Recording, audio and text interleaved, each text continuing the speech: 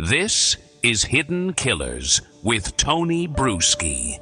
We're going to be looking into one of the most overlooked and emotionally complicated layers of the Bryan Kohberger case, his family. And this is not a piece to expose his family or tout blame on his family. I don't think they have anything to do with this whatsoever. I think they are very much victims in this as well. The people who just days before the world knew his name, they were sharing holiday meals with him. The same people who may now be walking into a courtroom, not just to sit behind him in support, but to testify against him. Not out of malice, but because they might have seen and heard things no one else did. Now imagine being a parent or sibling in that position. One minute you're watching Wheel of Fortune with your kid, the next you're on a subpoena list. That's not exactly the Christmas vibe anyone's going for.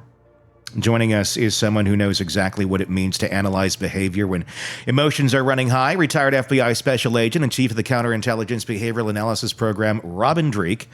Robin, when you hear that prosecutors may be calling Kohberger's own father or sister to testify, what immediately jumps out to you as a behavioral expert? And how does a situation like this, where familial loyalty crashes into legal obligation, tend to play out inside a house room or more or less a courtroom?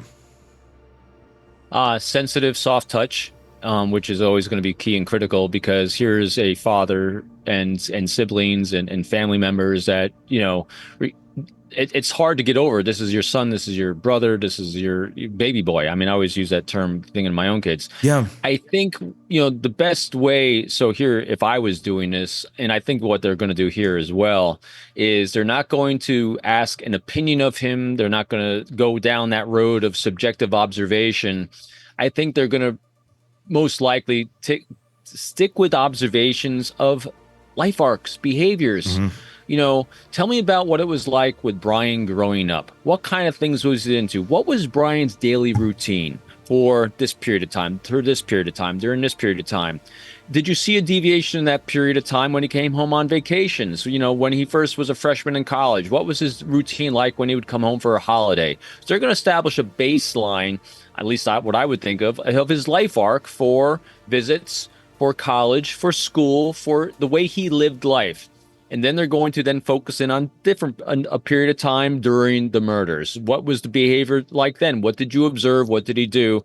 What they're most likely going to do is they're going to try to highlight a spike in behavior in that period of time and not ask their conjecture on what they thought happened, because again, that would be too traumatic. I think they're going to then lay out their own thing for the jury to make their own decision. So I would use family members for establishing baselines of behavior and then highlighting deviations from those baselines is what I would do to try to take the emotional part at it. And also because they don't want to be seen as villains in this either by anyone who's sympathetic to a son or a daughter, because that's exactly what defense is going to do, is try to paint him as a victim of the prosecution, a victim of society and all these things.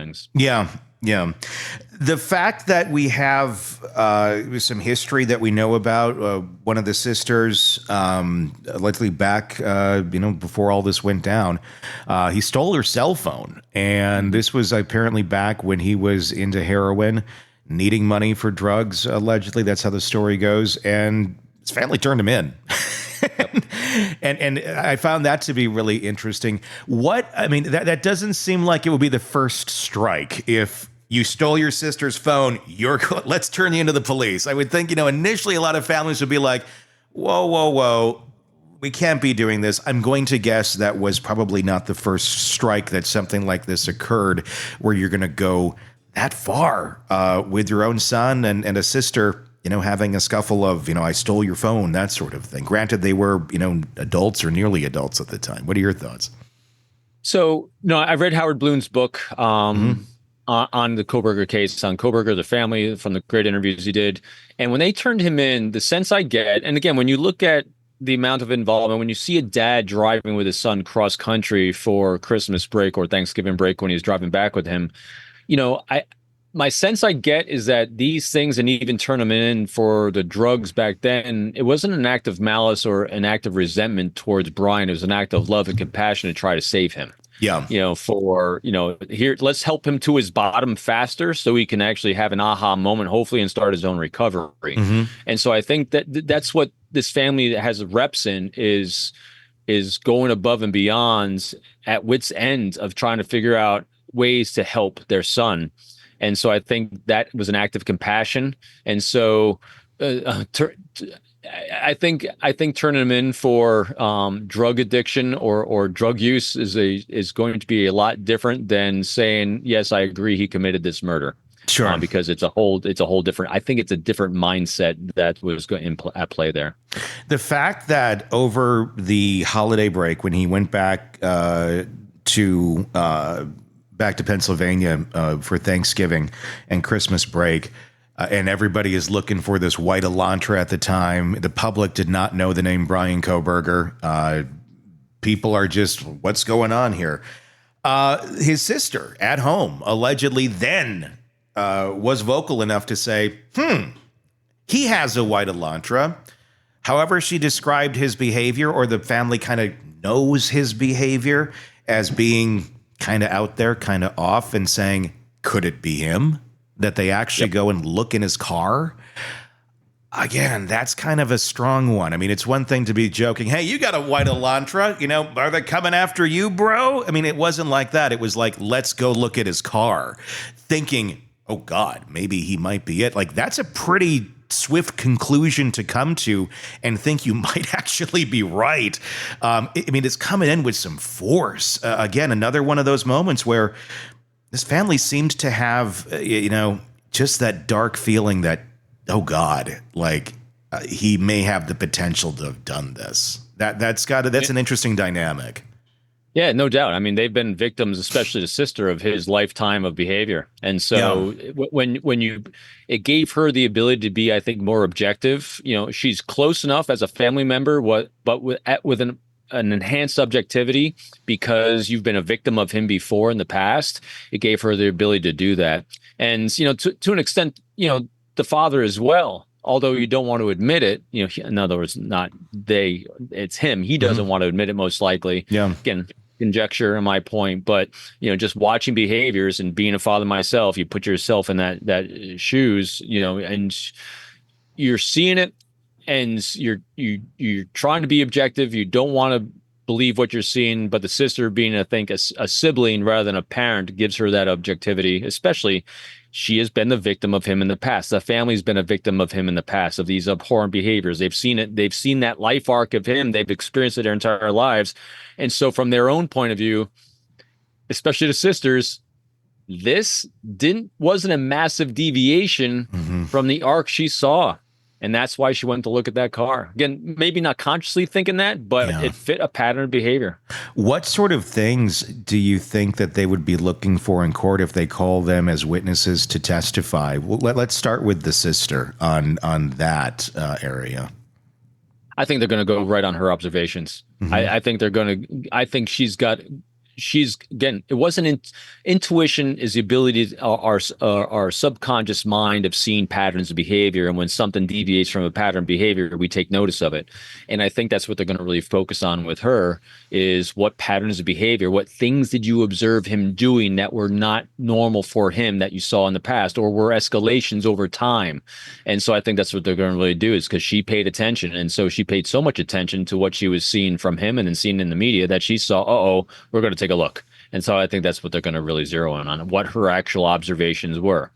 Yeah, I mean, especially with him walking around the house with the latex gloves on. Do you think there was a level of comfort there that with Kohberger, that he felt like, I'm in a safe place, like no one's going to go after me? I mean, it seems really ignorant, but again, he seems to miss a lot of social cues in general of what people are going to pick up on, while being very well versed in some other areas. He seems to think that his family, they're none the wiser. Is that a flaw on Kohberger's part to have that assumption going on? And I guess, why would he have it? So really, really interesting thought there you have, Tony. And that is, so he was a student of forensic science. He's a student of investigations in crime, but he not necessarily a great student of human behavior. And so he wasn't really picking up on his own behavior and what that was looking like to someone else. In other words, because he lacked empathy, because if he's truly psychopathic in any way, again, not a licensed clinician, but lacking massive empathy, that means he has a lack of ability to see what he's perceived like and his behaviors from the world around him. And so with that lack of empathy, lack of ability to see what he looks like with his behaviors, he's going to have lack of ability or thoughtfulness to see what his behavior at home looks like. And also because he's probably got his own life reps of behaving a little odd at home, having his shields down of who he is down and just being present in who he is and comfortable with it. He thought nothing of just being himself at home. And since this is a new thing he needs to do, I don't even think he thought about it. He just acted without actually understanding what the impact would look like to someone else. Just like, I have to do this. It doesn't matter. They're not going to care. They're not going to notice, and just right over his head. You gave that more thought than I think he did. Yeah, probably did. Probably did. I think he was just literally, he says, I have to do this. I'm going to do this. And he's just, I studied it. I got to make sure I don't have my fingerprints on anything. Committed this crime. For a period of time, man, I think he's working in blocks of time that he thought were going to be appropriate. That's why he didn't turn his cell phone off from the time he thought of committing a murder, like a year maybe prior to actually committing it. If he was doing it if he was actually really, really thinking deeply, again, let's assume it's him and he's not convicted yet, obviously. But if from the single point that he said, I need to do this to feel some rush. This is what my plan is. From that point on is when he should actually start turning his cell phone off when he goes out for a drive, rather than in a time block like the night of it, because now it's too obvious. He has to, in order to hide in plain sight, you actually have to create plain sight normal behavior over a large period of time.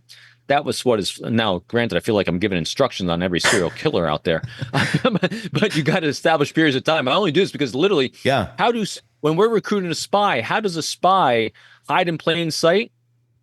They didn't go from zero to spying for us. They went over a period of time. They established a pattern of behavior over years and decades of being able to have covert conversations with us that would look like they're not to everyone else. I know I'm kind of being a little coy there, but in these cases, I think if he was actually doing a good job, he would have been thinking longer term of establishing patterns of behavior. I mean, we were just talking about the Huerman case. Huerman established a pattern of behavior slowly escalating over a huge period of time, all these other serial killers, but he's brand new, fresh, and he was thinking so compartmentalized right in here. That was thankfully for us and the investigators of law. Want more on this case and others? Then press subscribe now and don't miss a moment of true crime coverage from Tony Bruschi and the Hidden Killers podcast.